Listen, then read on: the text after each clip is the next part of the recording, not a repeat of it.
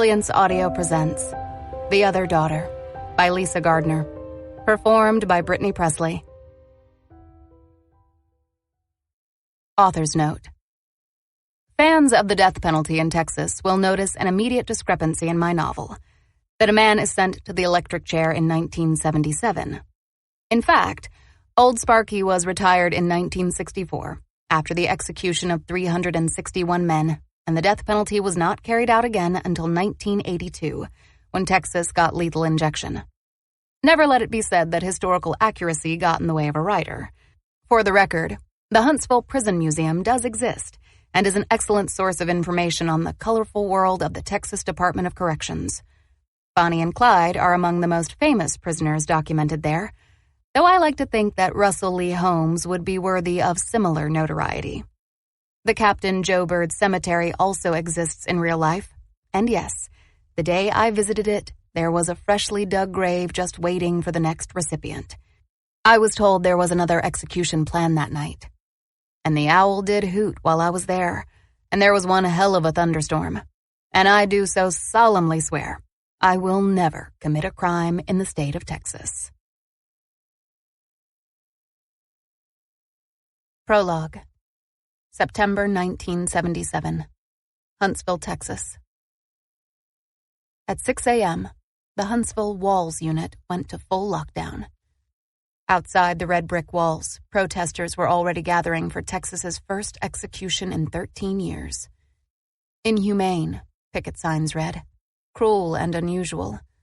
The Texas Thunderbolt should never have been brought out of retirement. The death penalty was capricious and irresponsible. An equal-sized crowd begged to differ. Cruel and unusual was still too good for Russell Lee Holmes.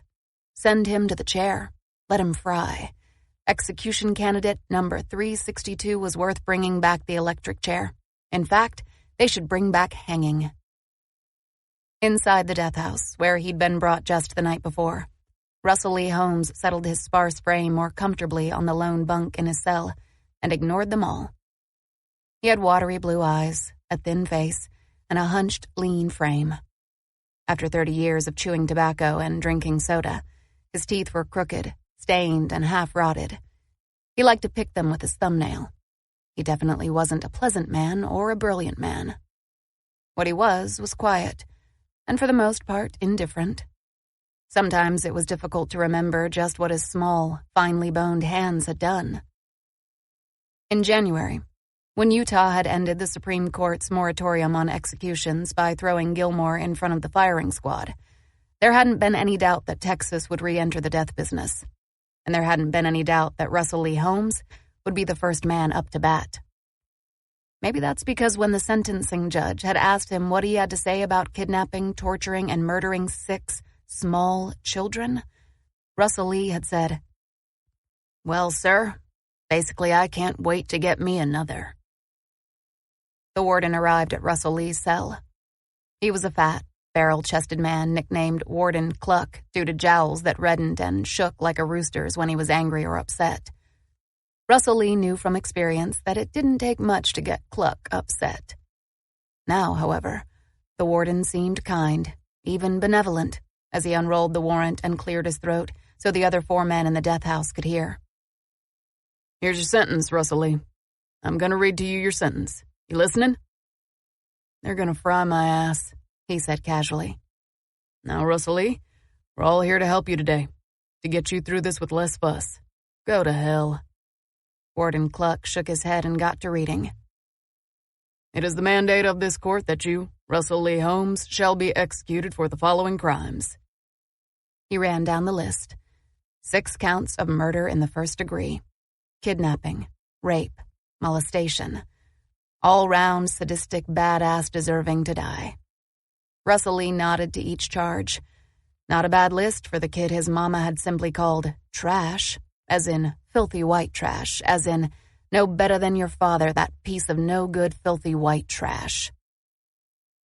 "You understand the sentence, Russell Lee?" "It's a little late if I don't." "Fine then. Father's here to meet with you." "I only want to speak with you, my son," Father Sanders said soothingly. "To be with you in this time of crisis. to allow you to unburden your soul and understand this journey you are about to take." Russell Lee, always cordial, said, "Fuck you. I don't want to meet no pussy god. I'm looking forward to meeting Mr. Satan. I figure I can teach him a thing or two about how to make babies scream. Don't you got a kid, Warden? A little girl?" The warden's pudgy face had suddenly turned beet red. He stabbed a thick finger in the air while his jowls started shaking. "Don't start. We're trying to help you.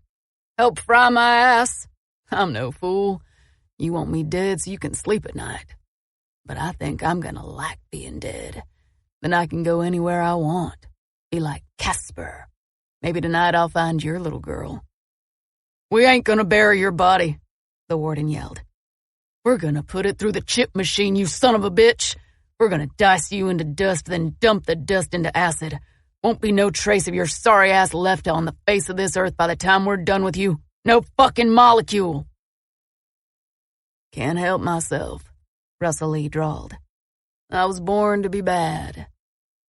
Warden Cluck hiked up his gray pants, jerked his head at the priest to join him, and stomped out of the cell. Russell Lee lay back down on his cot and grinned. Time for a good nap. Nothing more to look forward to today. Nothing more to look forward to, period. Trash. His grin faltered when, in the corridor, the four dead men took up the chant. "How do you like Russell Lee baked, crisp, or fried? How do you like Russell Lee baked, crisp, or fried?" 3:30 p.m. Russell Lee got up. His last meal of fried chicken, fried okra, fried sweet potatoes finally arrived. With it came an uninvited guest, reporter Larry Digger, the warden's way of punishing him for his morning display. For a moment, the two men just stared at each other. Larry Digger was 30 years old, his body trim, his face unlined, his dark hair thick. He carried the wind of the outside world with him like a special scent, and all the men stared at him with sullen, resentful eyes. He breezed into Russell Lee's cell and plopped down on the cot. "You gonna eat all that? You'll burst your intestines before you ever get to the chair." Russell Lee scowled. Larry Digger had been latched onto him like a leech for 7 years now. First following his crimes, then his arrest, his trial, and now his death. In the beginning, Russell Lee hadn't minded so much. These days, however, the reporter's questions made him nervous, maybe a little scared, and Russell Lee hated being scared. He fastened his gaze upon the meal cart and inhaled the oily scent of burnt food. "What do you want?"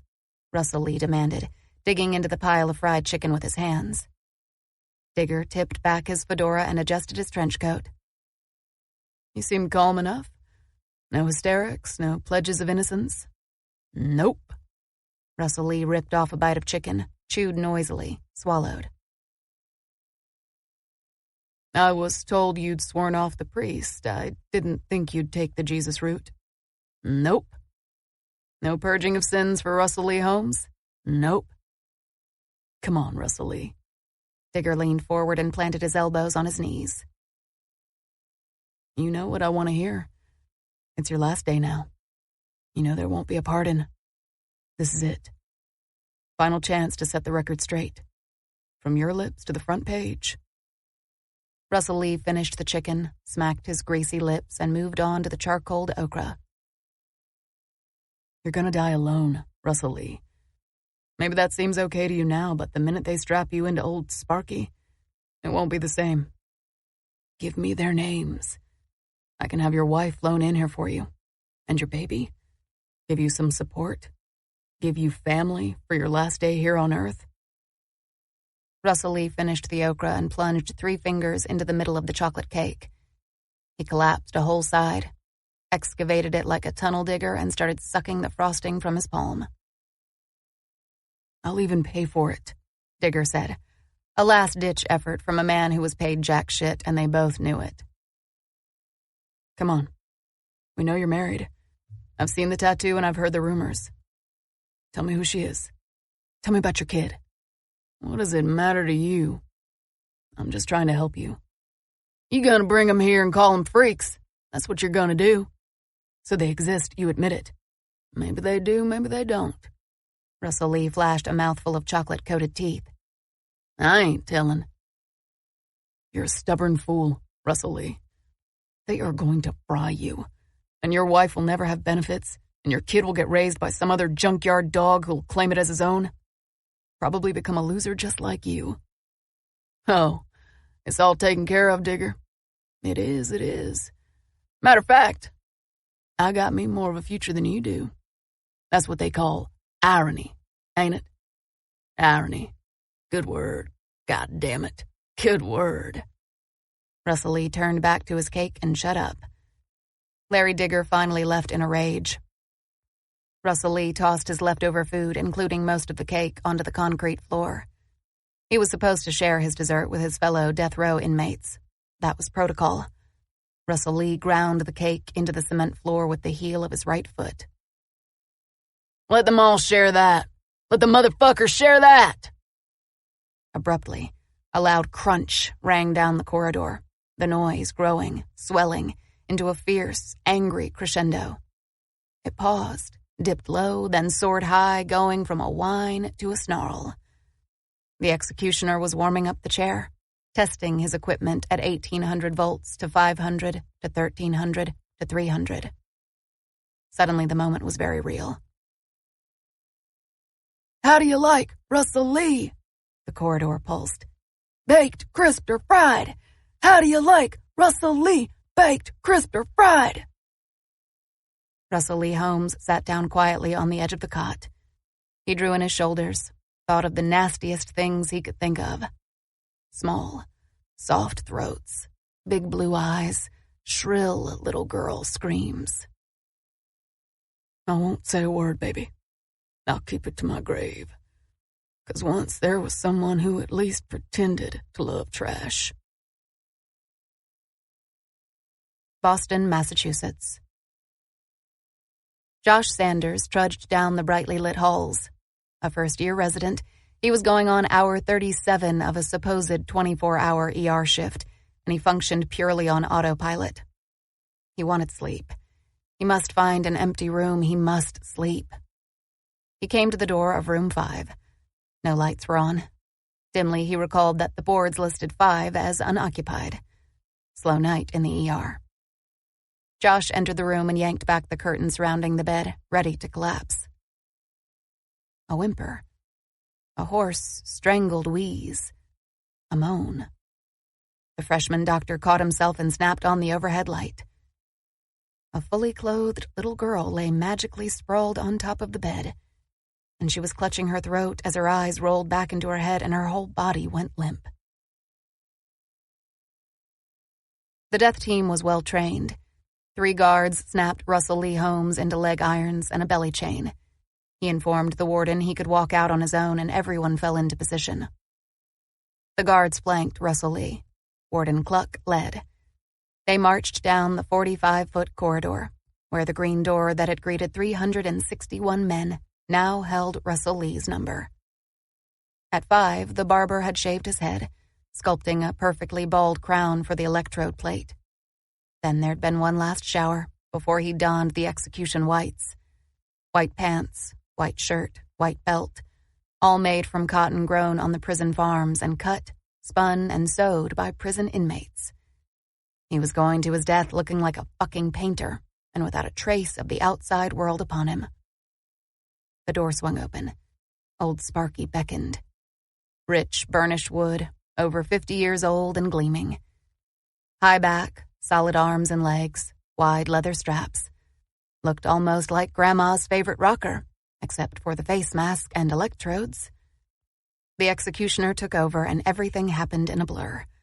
The guards were strapping Russell Lee to the golden oak frame. One thrust a bite stick between his teeth. The other swabbed his left leg, head and chest with saline solution to help conduct the electricity.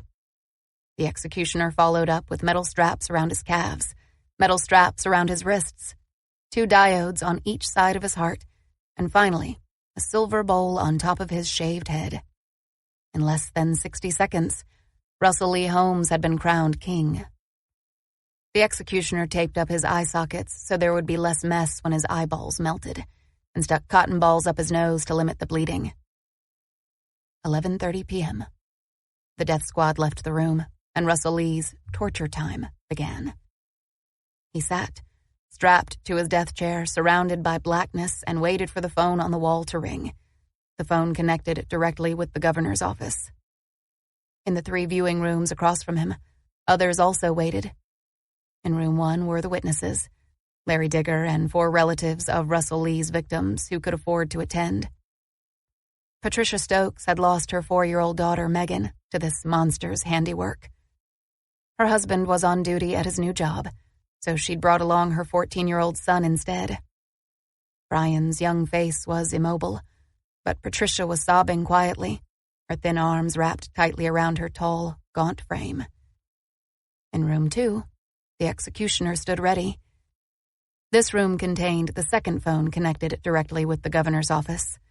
It also boasted 3 large buttons, 1.5 inches in diameter, which jutted out of the wall. 1 main inducer and 2 backups. The state of Texas always got the job done. Room 3 was for family and friends of the inmate. Tonight, its only occupant was Kelsey Jones, Russell Lee's beleaguered defense attorney, who was wearing his best suit, a mint-colored seersucker for the occasion. Kelsey Jones had a special assignment. He was to watch. He was to report back. Russell Lee's last consideration to the woman who had loved him. Then Kelsey Jones was to forget all about Russell Lee, a task he would gladly accept. 11:31 p.m.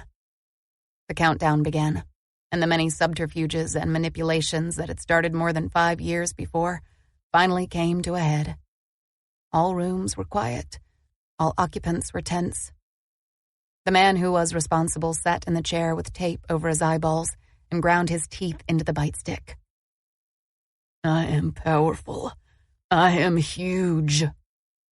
His bowels let loose, and he gripped the end of the armrest so hard his knuckles turned white. Love you, baby. Love you. Code blue! Code blue! Josh simultaneously shouted orders and checked the little girl's pulse. I need a cart, stat. We got a young female, looks to be 8 or 9, barely breathing. Somebody call peds.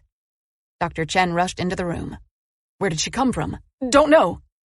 Staff and crash carts arrived at the same time, and everyone fell into a fast, furious rhythm. She's not on the boards, Nancy, the head nurse, reported, grabbing a needle. The IV slipped in, followed by the catheter. Immediately, they were drawing blood and urine. She's running a fever. Oh, we got hives. Sherry, another nurse, had finished snipping away the cotton sweatshirt to attach the 5-lead heart monitor and revealed the little girl's inflamed torso. Stand back! The chest x-ray flashed, and they fell back on the patient, working furiously. The girl's body was covered with a sheen of sweat, and she was completely non-responsive. Then her breathing stopped altogether. Tube! Josh shouted, and immediately went to work to intubate. Shit, she was small.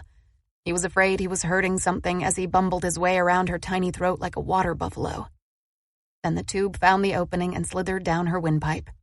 I'm in, he exclaimed. At the same time, Sherry whirled out of the room with vials of fluid for the CBC, Chem 20, and urine drug screen. Pulse is thready, Nancy said. Assessment, Josh? Dr. Chen demanded. Anaphylaxis reaction, Josh said immediately. We need 1 amp of epi. 0.01 milli, Dr. Chen corrected him. Peds dosage. I don't see any sign of a bee sting, Nancy reported, handing over the epinephrine and watching the doctor administer it through the breathing tube. It could be a reaction to anything, Dr. Chen murmured, and waited to see what the epi would do. For a moment, they were all still.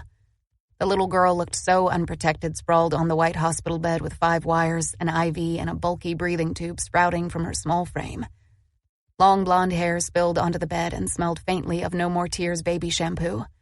Her eyelashes were thick, and her face splotchy, smudges under the eyes, bright red spots staining her plump cheeks. No matter how many years he worked, Josh would never get used to the sight of a child in a hospital. Muscles are relaxing, Josh reported. Breathing's easier. Epinephrine acted fast. The little girl's eyes fluttered open but didn't focus. Hello? Dr. Chen tried. Can you hear me? No response. He moved from verbal to tactile, shaking her lightly. She still did not respond. Nancy tried the sternal rub, pressing her knuckles against the tiny sternum hard enough to induce pain. The little girl's body arched helplessly, but her eyes remained glazed. "Hard to arouse," Nancy reported.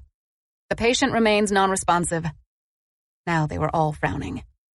The door burst open. "What's all the ruckus about?" Dr. Harper Stokes strode into the room, wearing green scrubs as if they were tennis whites and looking almost unreal with his deep tan, vivid blue eyes, and movie poster face.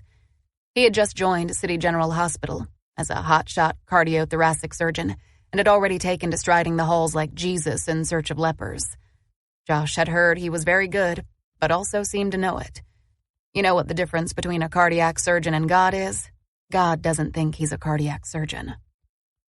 "We got it," Dr. Chen said a bit testily. "Uh-huh." Dr. Harper sauntered over to the bed. Then he spotted the little girl sprouting tubes and drew up cold, looking honestly shocked. "My God! What happened?" "Anaphylaxis reaction to unknown agent." "Epi?" "Of course. Give me the chest x-ray." Dr. Stokes held out a hand, peering at the girl intently and checking her heartbeat. "We got it under control." Dr. Stokes raised his head just long enough to look the younger MD in the eye. "Then why, Dr. Chen?" he said somberly. "Is she lying there like a rag doll?" Dr. Chen gritted his teeth. "I don't know." Midnight. The doctor entered the executioner's room and took up position against the back wall, his hands clasped behind him. The executioner picked up the phone connected to the governor's office. He heard dial tone. He recradled the receiver. He counted off 60 seconds. He stared at Russell Lee Holmes, who sat in the middle of the death chamber with his lips peeled back from his scarecrow teeth in an idiot's grin. "He's too dumb to know what's going on," the doctor said. "Don't matter now," the executioner said. His watch hit 12:01. He picked up the phone. He still heard the dial tone. He hit the main inducer button, and 440 volts over 10 ohms of electricity surged through Russell Lee Holmes's body. The lights dimmed in the death house. 3 inmates roared and clapped, while one curled beneath his cot and rocked back and forth like a frightened child. The relatives of the victims watched stoically at first, but when Russell Lee's skin turned bright red and began to smoke, they turned away. Except for Brian Stokes. He remained watching, as if transfixed, while Russell Lee Holmes's body convulsed. Abruptly, his feet blew off, then his hands. Behind Brian, his mother screamed. He still didn't look away. And then it was simply over. The doctor entered the death chamber. He'd wiped Vicks vapor rub beneath his nose to block out the smell. It wasn't enough, and his nose crinkled as he inspected the body. He looked at the middle window into the executioner's room. "Time of death is 12:05. "I got drug screen results." Sherry plowed through the door and Josh grabbed the reports, just beating out Dr. Harper Stokes. "She's positive for opiates," Josh called. "Morphine," Dr. Stokes said. "Narcan," Dr. Chen ordered. 0.005 milo per kilo. Bring extra." Sherry rushed away for the reversing agent.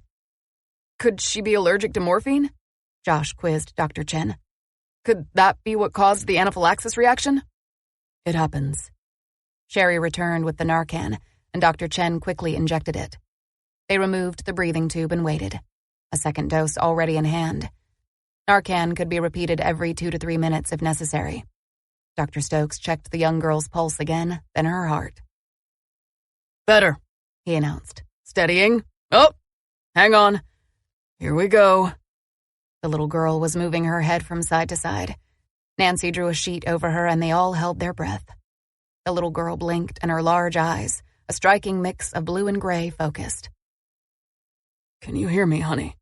Dr. Stokes whispered, his voice curiously thick as he smoothed back her limp hair from her sweaty forehead.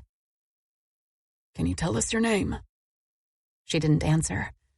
She took in the strangers hovering above her, the white room, the lines and wires sticking out of her body. Plump and awkward-looking, she was not a pretty child, Josh thought. but at that moment she was completely endearing. He took her hand, and her gaze rested on him immediately, tearing him up a little. Who in the hell drugged and abandoned a little girl? The world was sick. After a moment, her fingers gripped his, a nice, strong grip considering her condition. "It's okay," he whispered. "You're safe. Tell us your name, honey. We need to know your name." Her mouth opened, her parched throat working, but no sound emerged. She looked a little more panicked. "Relax," he soothed. "Take a deep breath. Everything's okay. Everything's fine. Now try it again." She looked at him trustingly. This time she whispered, "Daddy's girl." 1. 20 years later. She was late. She was late. Oh, God, she was so late. Melanie Stokes came bounding up the stairs, then made the hard left turn down the hall, her long blonde hair whipping around her face. 20 minutes and counting. She hadn't even thought about what she was going to wear. Damn. She tore into her room with her sweatshirt half pulled over her head. A strategic kick sent the heavy mahogany door slamming shut behind her as she shed the first layer of clothes.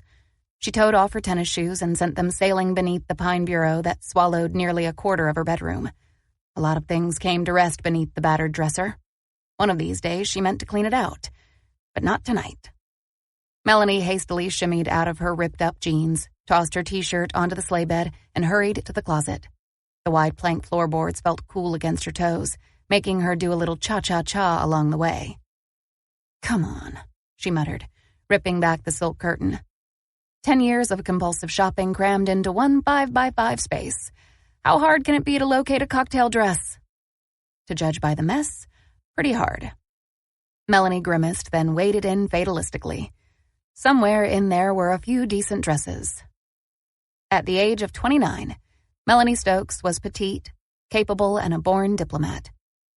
She'd been abandoned as a child at City General Hospital, with no memory of where she came from. But that had been a long time ago, and she didn't think of those days much.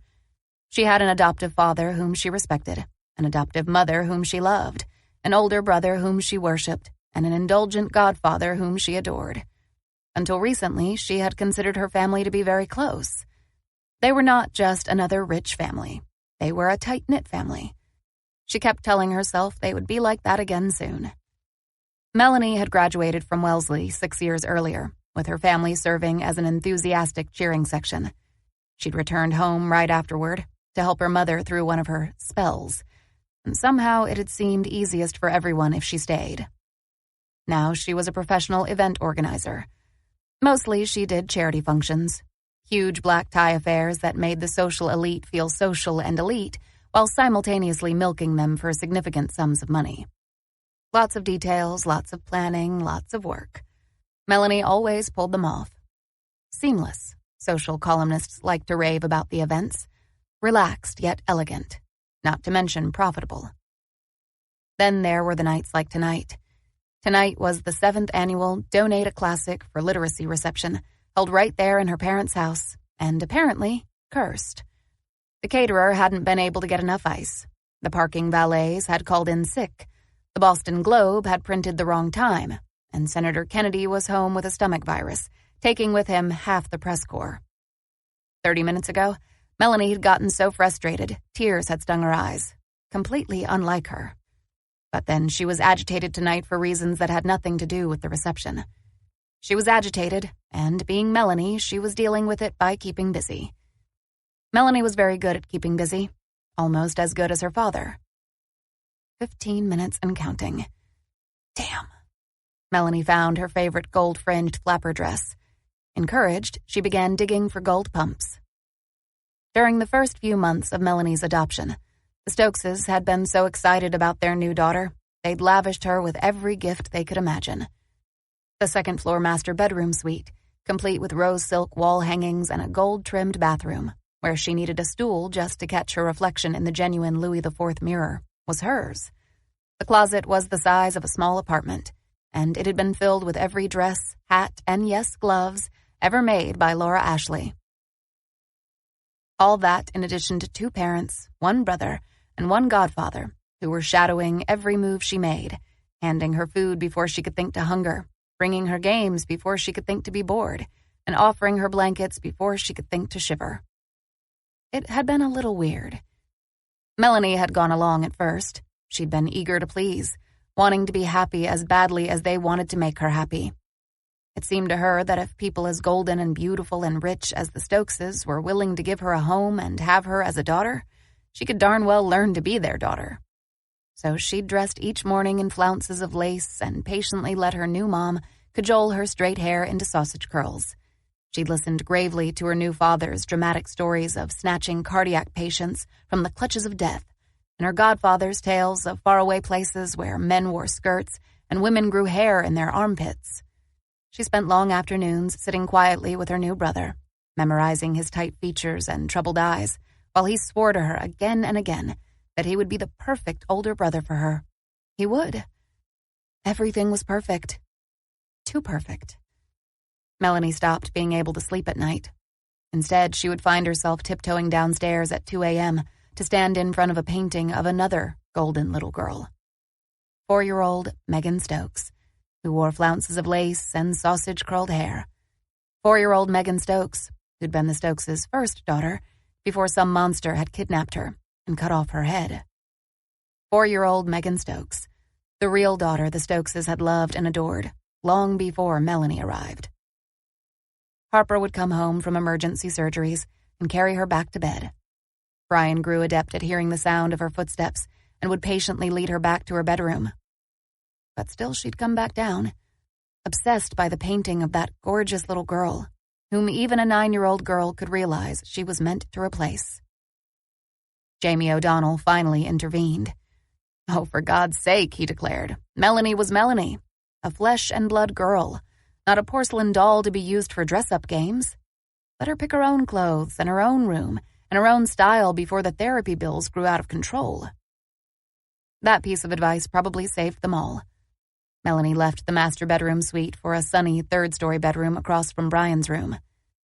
Melanie liked the bay windows and low, slanted ceilings, and the fact that the room could never be mistaken for, say, a hospital room. And she discovered, during a clothing drive at school, that she liked hand-me-downs best. They were so soft and comfortable, and if you did spill or rip something, no one would notice. She became Goodwill's best customer for years. Then came the trips to garage sales for furniture. She liked things banged up, scarred. Things that came with a past, she realized when she was older. Things that came with the history she didn't have. Her godfather was amused by her taste, her father aghast, but her new family remained supportive. They kept loving her. They grew whole. In the years since, Melanie liked to think they all learned from one another. Her well-bred Southern mother taught her which fork to use for which courses. In turn, Melanie introduced her depression-prone mother to the reggae song, "Don't Worry, Be Happy." Harper instilled in his daughter the need to work hard, to consciously and proactively build a life. Melanie taught him to stop and smell the roses, every now and then, even if just for a change of pace. Her brother showed her how to survive in high society, and Melanie showed him unconditional love, that even on his bad days, and Brian, like Patricia, had many of those, he would always be a hero to her. The doorbell rang just as she unearthed her shoes. Jesus, she was cutting it close tonight. Hair and makeup, quick. At least her pale features and baby-fine blonde hair didn't require more than the lightest touch of color and a simple stroke of the hairbrush. A little blush, a little gold eyeshadow, and she was done. Melanie took a deep breath and permitted herself one last assessment in the mirror. The event was coming together in that crazy way each one did. Her father had volunteered to greet the guests, a definite overture of peace, and her mother was appearing more composed than Melanie had expected. Things were working out. "It's going to be a great evening," Melanie assured her reflection. "We got rich patrons, we got a blood donor room, we got the best food money can buy, and a stack of rare books to collect. Your family is doing better, and to hell with Senator Kennedy. It's going to be a great night." She gave herself a smile. She pushed herself away from her bureau. She took a big step toward her door. And suddenly, the world tilted and blurred in front of her eyes. Black void, twisted shapes. Weird sense of déjà vu. A little girl's voice pleading in the dark. I want to go home now. Please let me go home. Melanie blinked. Her cluttered room snapped back into view. The fading spring sun streamed through the bay windows. The 110-year-old floor felt solid beneath her feet. She discovered her hands pressed against her stomach, sweat on her brow. She glanced around immediately, almost guiltily, hoping no one had noticed. No one was upstairs. No one knew. No one had seen or suspected a thing.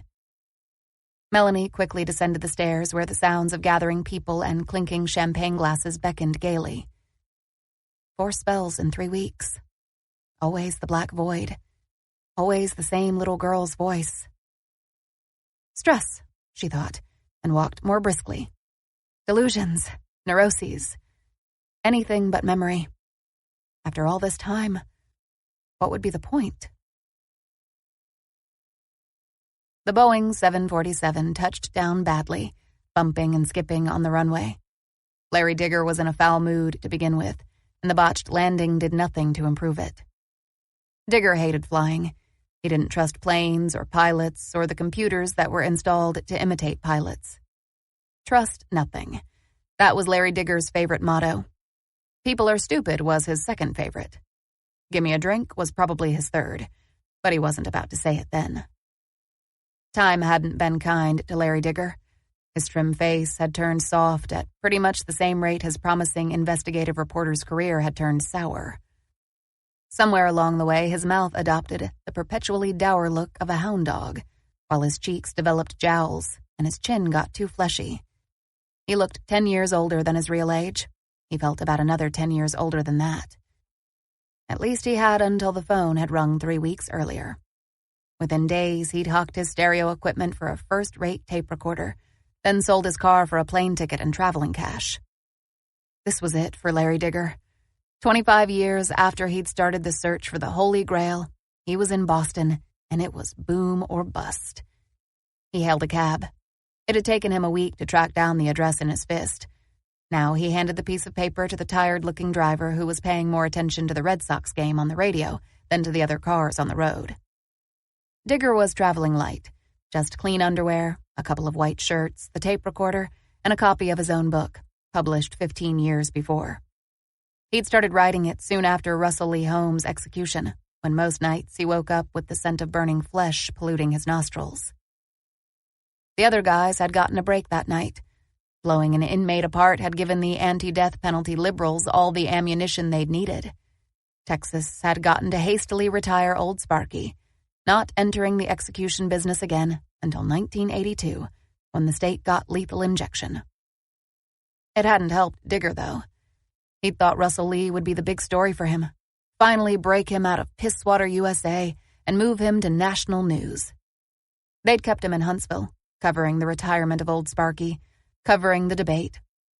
Then he got to cover the setup of the lethal injection. And way before he was ready, he was back to watching men die. He had started needing a drink before going to bed. Then he started needing 2 or 3. Most likely he was on his own slow road to dying, when lo and behold, the phone had rung. 2 a.m., May 3rd, exactly 3 weeks ago. Larry Digger remembered it clearly. Fumbling for the ringing phone on the bedside table, swearing at the thundering sound, pressing the cold receiver against his ear, hearing the disembodied voice in the dark. You shouldn't have given up. You were right about Russell Lee Holmes. He did have a wife and child. Do you want to know more? Of course he did. Even when he knew he shouldn't have given up, when he knew that his obsession with Russell Lee Holmes had cost him more than it had ever given him, he hadn't been able to say no. The caller had known that too. The caller had actually laughed, a weird, knowing sound that was distorted by some machine. Then he'd hung up. 2 days later, the caller was more specific. This time, he gave Digger a name. Idaho Johnson. It's an alias. Russell Lee Holmes's favorite alias. Track it down. You'll see. Digger had tracked the name to a marriage certificate. He'd then traced both husband's and wife's names to a birth certificate for a child listed as Baby Doe Johnson. No sex or hospital was listed, but there was a midwife's name. Digger found her through the Midwives Association, and there he'd struck gold. Yes, she remembered Idaho Johnson. Yes, that picture looked like him. A slight hesitation. Well, yes. She understood that his real name was actually Russell Lee Holmes. Not that she'd known it then, she informed Digger crisply. But when the cops had arrested Russell Lee and the papers had carried his picture, she'd sure figured it out. Then the midwife thinned her lips. She wasn't willing to say another word. Baby Doe Johnson was Baby Doe Johnson, and she didn't see any reason to infringe upon the privacy and rights of a child simply because of what the father had done. Digger had tried tracking down the child and mother on his own, only to hit a wall. The woman's name on the marriage certificate also appeared to be an alias, having no social security number, driver's license, or tax history to back it up. Digger had combed through old records, old files. He'd hunted for photos, property deeds, any damn kind of paper trail. No sign of Angela Johnson or Baby Doe. Digger had gone back to the midwife. He'd begged. He'd pleaded and argued and browbeat, offered money he didn't have and glory he'd never known. The best he could get out of the woman was one last grudging story, a small incident that had happened to her after Russell Lee's arrest. Really, it had probably been nothing. But to Larry Digger, it had been everything. Within seconds of hearing the midwife's little tale, he thought he knew exactly what had happened to Baby Doe Johnson. And it was a bigger story than any dried-up, washed-up, half-drunk reporter had ever dared to dream. But why dredge it up 20 years later? He'd asked his 3 a.m. caller that question, actually, and he still recalled the weird, high-pitched answer. Because you get what you deserve, Larry. You always get what you deserve. The cab was slowing down and pulling over. Digger glanced around. He was in downtown Boston, 1 block from the Ritz, 1 block from the landmark Cheers, limos everywhere. This was where the Stokeses now lived. The rich did get richer. God, that pissed him off. Digger slapped $10 in the cabbie's hand and crawled out of the taxi. The sky was clear. He sniffed a couple of times, wiped his hand on his rumpled trousers. Air definitely smelled like flowers. No exhaust fumes here. Rich folks probably didn't stand for such things. Some big park loomed behind him, filled with cherry trees and tulips and, of all things, swan boats. He shook his head. He turned away from the park and inspected the row of buildings. They were all stone townhouses, 3 stories high and rail thin. Old and grand, nestled shoulder to shoulder but still managing to appear aloof. Built by blue bloods, he figured, 100 years ago, when everyone was still tracing their lineage to the Mayflower. Hell, maybe they still were. He checked the addresses. The Stokes home was the 4th Inn. It was currently lit up like the 4th of July, with 2 red-coated valets guarding the doorway like matchsticks. As he watched, a Mercedes-Benz pulled up and a woman stepped out. She draped purple sequins and white diamonds all over her plump body and looked like a moldy raisin. Her husband, who was equally portly, waddled like a penguin in his tux. The couple surrendered their keys to a valet and sauntered through heavy walnut doors. Digger looked down at his old trench coat and rumpled pants. Oh yeah, he could just stroll right in. He walked into the park, took a seat on an old wrought iron bench beneath a vast red maple tree, and contemplated the Stokes house once more. As the reporter who'd tagged Russell Lee Holmes to the grave, Larry Digger had gotten to know all the families of the murdered children. He'd met them when their grief was still a raw, ragged wound, and he'd interviewed them later, when the horror had leached away and left only despair. By then, the fathers had a vengeful gleam in their sunken eyes. They fisted their hands and pounded already beat-up furniture when speaking about Russell Lee Holmes. The mothers, on the other hand, clung to their surviving children obsessively and stared at all men, even their husbands, mistrustfully. By the time the state got around to killing Russell Lee, most of the families had imploded. Except the Stokeses. From the very beginning, they had been different, and from the very beginning, the other families had resented them for that. Except for Megan. Russell Lee's victims lived in poor neighborhoods. The Stokeses had lived in a mansion in one of the newly rich neighborhoods of Houston. The other families had had that worn, mongrel look of two working parents. Their kids had had torn clothes and uneven teeth and dusty cheeks. The Stokeses belonged on the cover of Better Homes and Gardens. The strong, noble doctor husband, the slender, classy, former beauty queen wife, and their two golden children. Gleaming blonde hair, perfect white teeth, pink, rosy cheeks. They were the kind of people you half wanted something bad to happen to. And then when it did, Digger had to look down at the grass. Images from that time still shamed and confused him. The way Patricia Stokes' clear blue gaze had softened when she spoke of her daughter, trying to describe to reporters the perfect little girl who'd been kidnapped from her family, begging them to help her find her daughter. Then, the way her face had broken completely the day Megan's body had been ID'd. Her blue eyes grew so bleak that for the first time in his life, Larry Digger would have given up a story. Hell, Larry Digger would have given up his soul to give this perfect woman back her daughter. Right after the execution, when Patricia had been overcome by grief and horror, Digger followed her to the hotel bar. Her husband hadn't come. Work, Digger had heard. According to the rumor mill, since the death of Megan Stokes, all Dr. Harper Stokes did was work. The man seemed to have some misguided notion that saving other lives would make God give him his daughter back. Rich men were stupid. So the 14-year-old Brian had gone to Texas as his mother's escort. He'd even followed his mother into the bar as if he owned the place. When the bartender tried to protest, the kid gave him a look. "Hey, don't you mess with me after the things I've seen, look." The bartender shut right up. Christ, what kind of kid attended an execution? Right about then, Digger figured that the Stokeses weren't so perfect or golden after all. There was something there, something beneath the carefully manicured surface, something dark, something sinister. In all the years since, he'd never shaken that impression. Now here he was, 20 years later. The Stokeses had a new daughter, and this one had gotten the chance to grow up. But somehow the demons couldn't all be settled, because someone had called up Larry Digger and invited him over to play. Someone still thought the Stokeses hadn't gotten what they deserved. Digger felt a chill. He finally shrugged.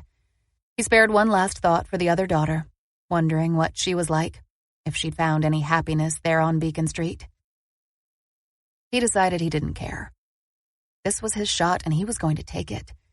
He'd done his research, he had his information, and he knew by then how to make his opportunity. Ready or not, Melanie Stokes, he thought indifferently. Here I come. 2. By 9:30, guests were filling up the Stokes home like glittering jewels.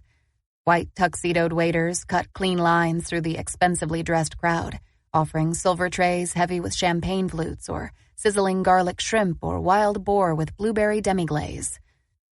Baccarat chandeliers threw sparkling lights over carefully coiled hairdos and captured handsome men whispering to beautiful young ladies. Rushing down the stairs, Melanie waved merrily at the Webbers and the Braskamps and the Ruddys, then exchanged nods with the Chadwicks and Baumgartners, lawyers, deans, chiefs of surgery and management consulting VPs, investment bankers, and a few politicians. Boston was full of new money and old money, and Melanie had shamelessly invited it all. Everyone brought a rare book to donate for literacy, and if they were all jockeying to give the best book, the most priceless donation, even better. When it came to fundraisers, Melanie was a true hussy. She exchanged smiles with her father, who stood by the door, looking elegant in his favorite satin-trimmed tux. At nearly 60 years of age, blue-eyed, golden-haired Harper was in his prime. He worked like a dog, jogged religiously each morning, and was an avid golfer who'd finally gotten down to a 9 handicap. More important, Boston Magazine had just named him the best cardiac surgeon in Boston, a long overdue triumph. Tonight, Melanie thought her father appeared happier than she'd seen him in months. Satisfied, she went in search of her mother. Parties had always relaxed Melanie, hence her job. She felt comforted by the throng of milling people, the flutter of multiple conversations. In her mind, hell was solitary confinement in a room that was cold and stark and unending white. Fortunately, with her job, her volunteer work at the Dedham Red Cross Donor Center, and her family, she didn't have much time to waste on worrying about being alone. Melanie finally spotted her mother across the room and altered course straight for her. Patricia Stokes was tucked in a corner, standing next to one of the sterling silver juice carts and chatting with the young male server. This was a sure sign that she was nervous. A tall, striking blonde who had conquered the hearts of most of the men in Texas by the time she was 18, Melanie's mother had grown more beautiful with age, and when scared or unsure, she had a tendency to migrate toward men, as they inevitably gushed over her every word. "Melanie!" Patricia had spotted her daughter. Her face immediately lit up, and she waved enthusiastically. "Darling, over here. I've spoken with catering and the juice stations are all set." "Wow," the waiter exclaimed. "Your daughter looks just like you." "Of course," Patricia declared breezily. Melanie rolled her eyes. She didn't look like her mother any more than a yellow buttercup resembled a yellow rose. "Are you harassing the help?" she asked her mom. "Absolutely. Charlie here was just pouring me a drink. Orange juice straight up. I figured that would keep the room buzzing. Does she have vodka in that or doesn't she? Does she? Doesn't she? You know I love to be the life of the party." Melanie squeezed her mother's hand. "You're doing fine." Patricia merely smiled. She knew people still whispered such things as, "They found her first daughter murdered, just 4 years old, and her head was cut off. Isn't that horrible? Can you imagine?" And these days they were adding, "Her son just announced he was gay. You know he's always been, well, troubled. And get this, she started drinking again. That's right, fresh out of rehab." "Everything looks great," Patricia said too cheerfully. Two women walked by, then whispered to each other furiously. Patricia's grip on her crystal glass grew tight. "They'll get over it," Melanie said gently. "Remember, the first public outing is the worst." "It was my own fault." More hesitation now, genuine remorse. "It's okay, Mom. It's okay. I shouldn't have been so weak. 15 years of being sober. Sometimes I don't know myself. Mom, I miss Brian." "I know," Melanie murmured. "I know." Patricia pinched the bridge of her nose. She had worked herself up to the point of tears, and Patricia Stokes did not cry in public. She turned, giving the room her back until the worst passed. The waiter looked reproachfully at Melanie, as if she should be doing something. Melanie would love to do something. Unfortunately, the rift between her father and brother was old, and there was little she or her mother could do. Harper looked in good spirits tonight, so maybe the end would soon be near.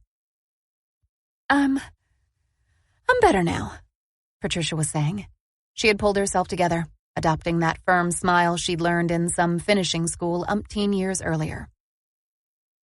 "You can go up anytime you want," Melanie said. "Nonsense. I just need to get through the first hour. You're right. The first public outing is always the hardest. Well, let the windbags talk. I've certainly heard worse." "It's going to be okay, Mom." "Of course it is." Patricia was back to her over-bright smiles. But then she leaned over and gave her daughter a genuine hug. Her arms were strong around Melanie, the scent of Chanel No. 5 and Lancome face cream comforting. Melanie looped her arms around her mother's too-thin waist, the way she had been doing since she was 9, and let the embrace last for as long as her mom needed it to. When they drew back, they were both smiling. "I have to get to the kitchen," Melanie said. "Do you need help? I'm really not doing much." "Nope, the show is on the road."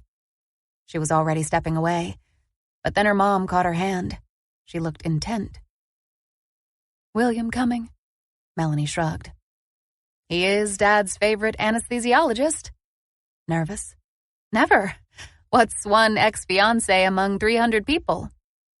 "William's a jerk," her mom said loyally. "And you are the best." Melanie gave her mother's hand a squeeze, then plunged into the crowd. A A sudden movement caught her eye. She turned just in time to see the flapping tail of a brown overcoat disappear into the kitchen. That was odd. Who would be running around in a soiled overcoat? She was about to follow up when she heard a commotion from outside. The valets were fighting over whose turn it was to park a Porsche. By the time Melanie sorted it all out, the matter of the out-of-place overcoat had completely slipped her mind. An hour later, Melanie realized she still hadn't checked in on the blood donor room that her friend Anne Margaret had set up in the front parlor.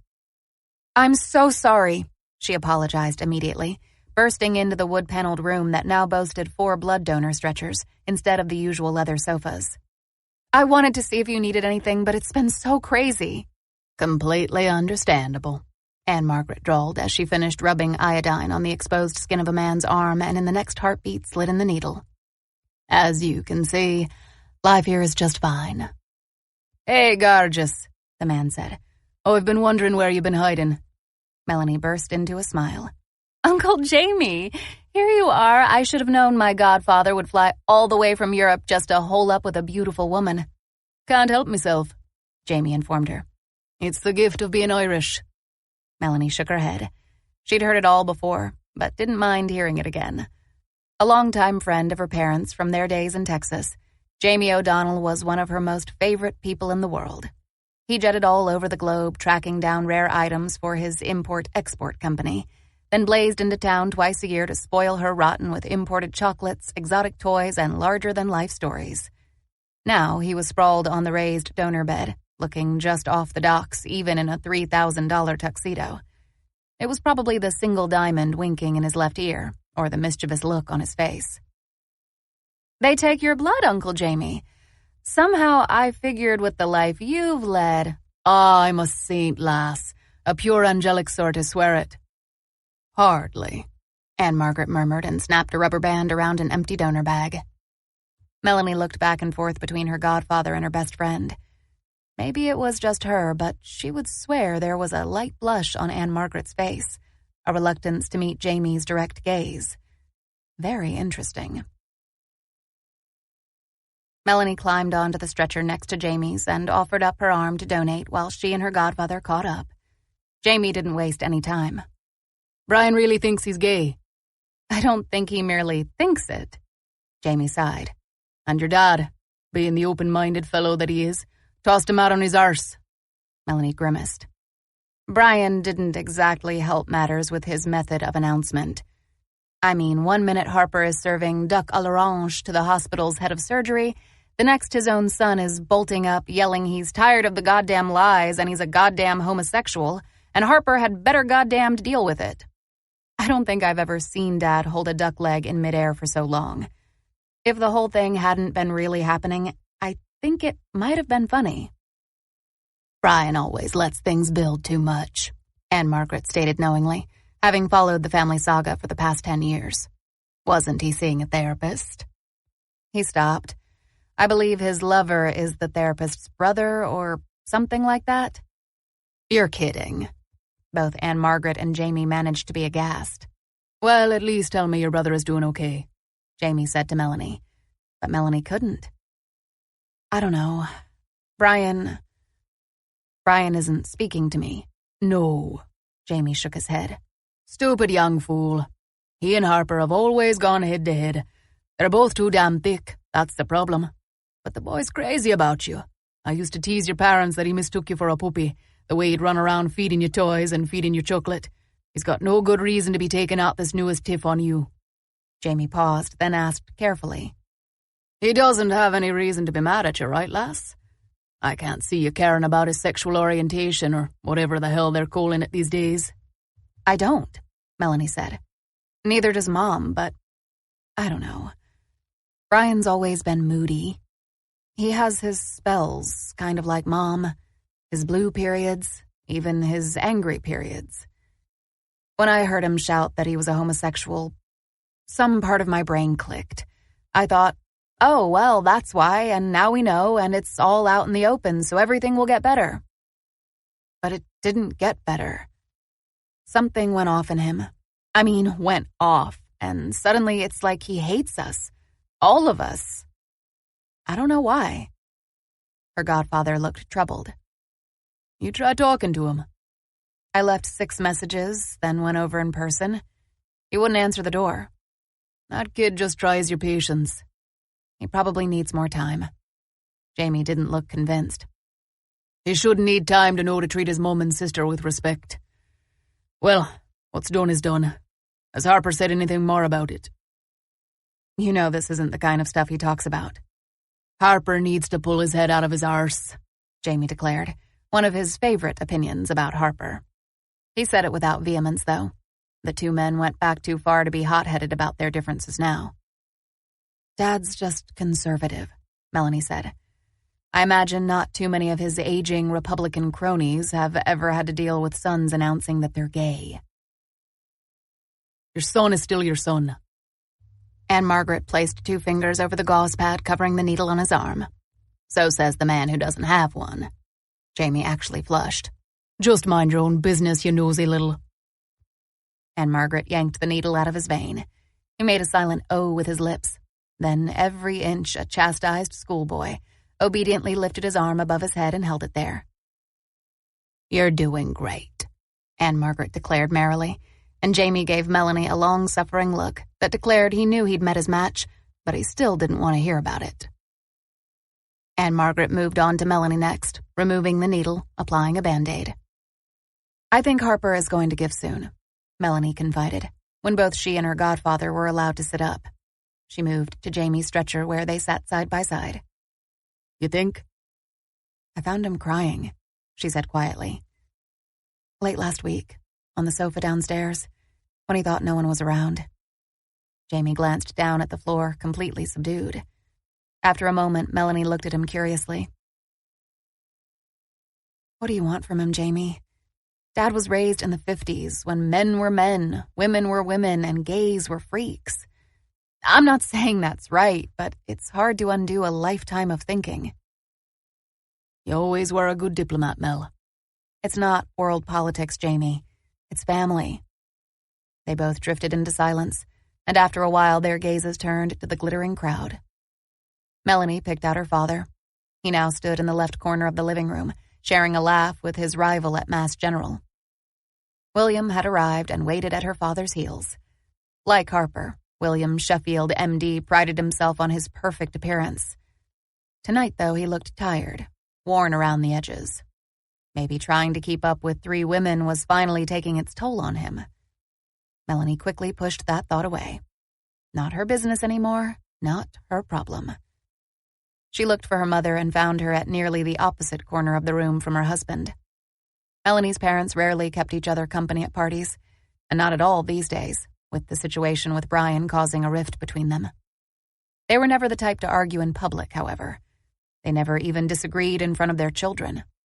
Discussions took place discreetly, late at night, when they thought Brian and Melanie were asleep, and a united judgment was then passed in the morning. For the most part, Melanie regarded her parents' marriage as solid, if stale.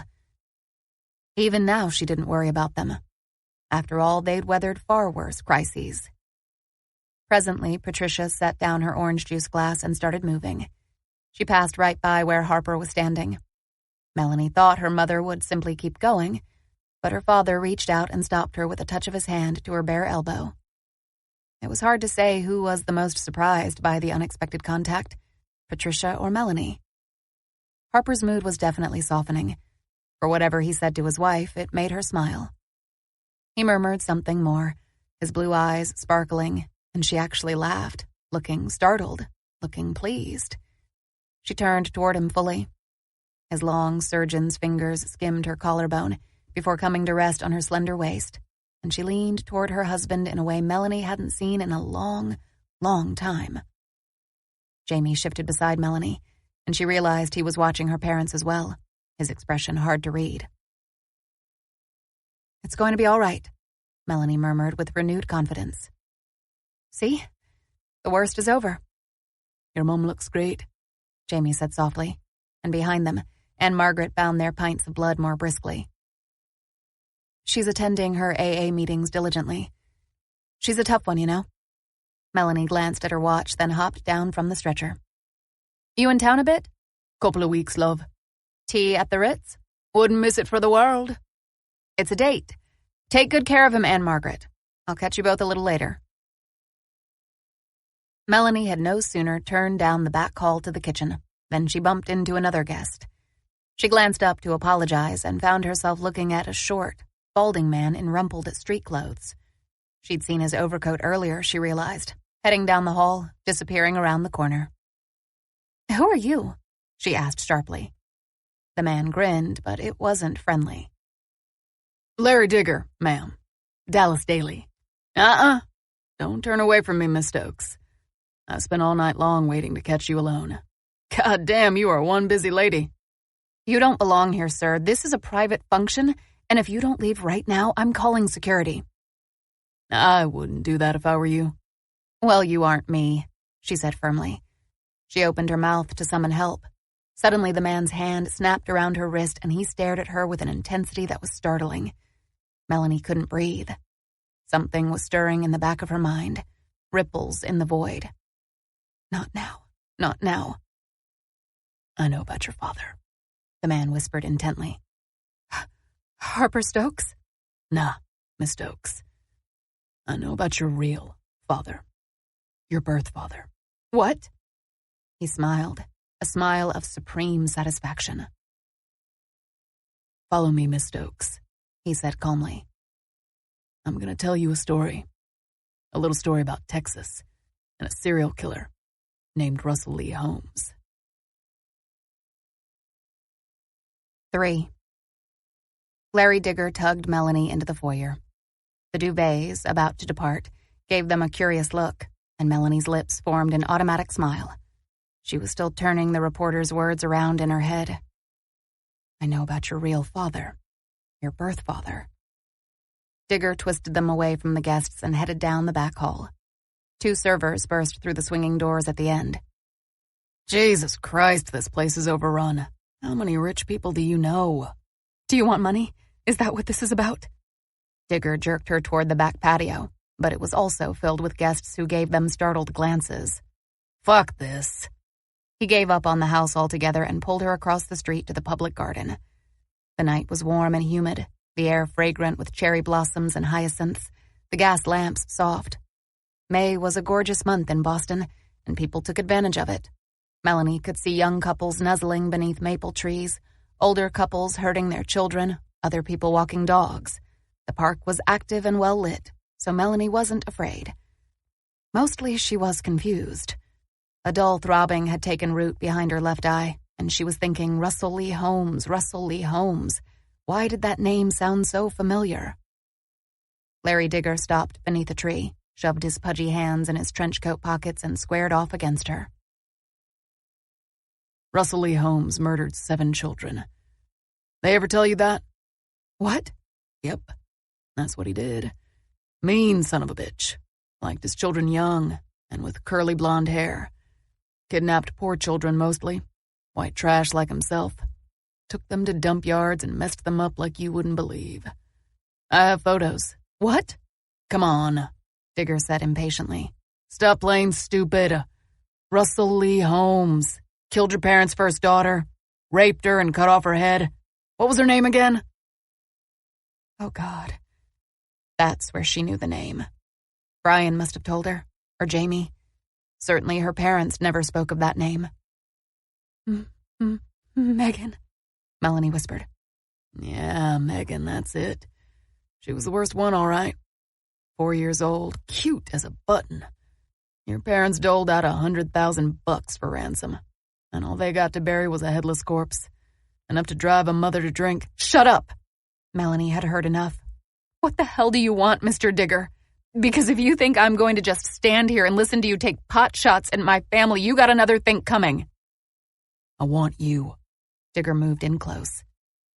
"I've been following you, Melanie Stokes, for 25 years. I've been trying to find proof of your existence, trying to find out if Russell Lee Holmes really did have a wife and child, because that son of a bitch wouldn't tell a soul. Wouldn't even tell me on his execution day, the bastard. But I've kept looking. Russell Lee Holmes was front-page news when they got him, and he was front-page news when they fried his ass. And he's going to be front-page news again when I announce that I've found his daughter. You know what, Miss Holmes?